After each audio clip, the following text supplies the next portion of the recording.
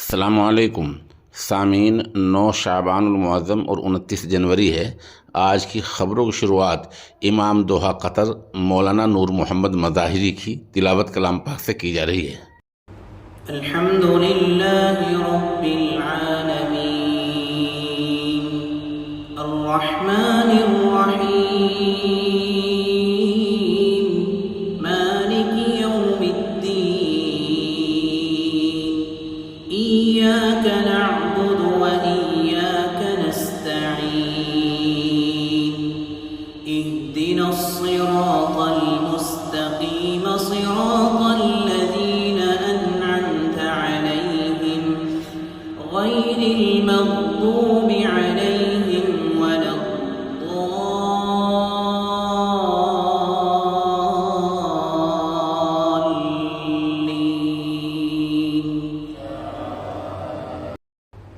يا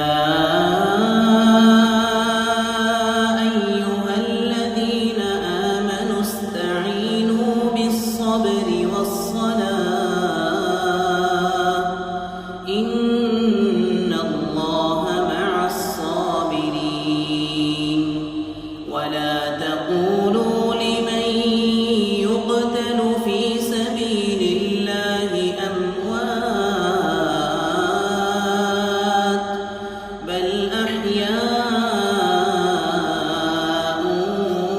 ولكن لا تشعرون ولنبلونكم بشيء من الخوف والجوع ونقص من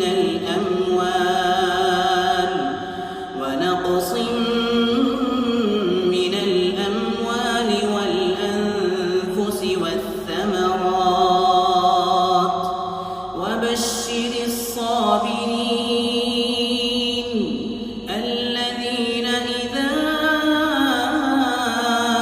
أصابتهم مصيبة قالوا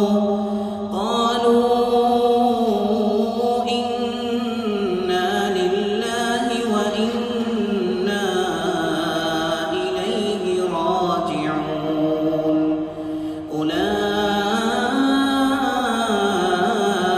عليهم صلوات من ربهم ورحمة وأولئك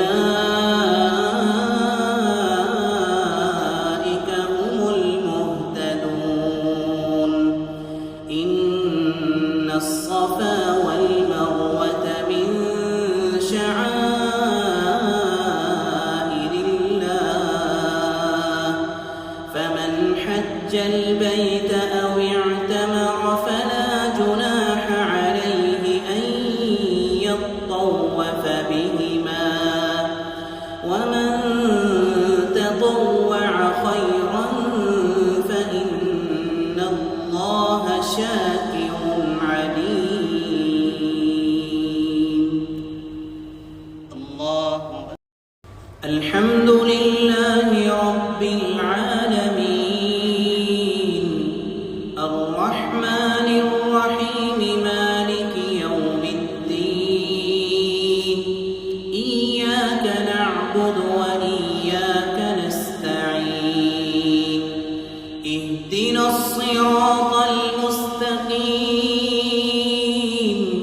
صراط الذين أنعمت عليهم غير المغضوب عليهم ولا الضالين.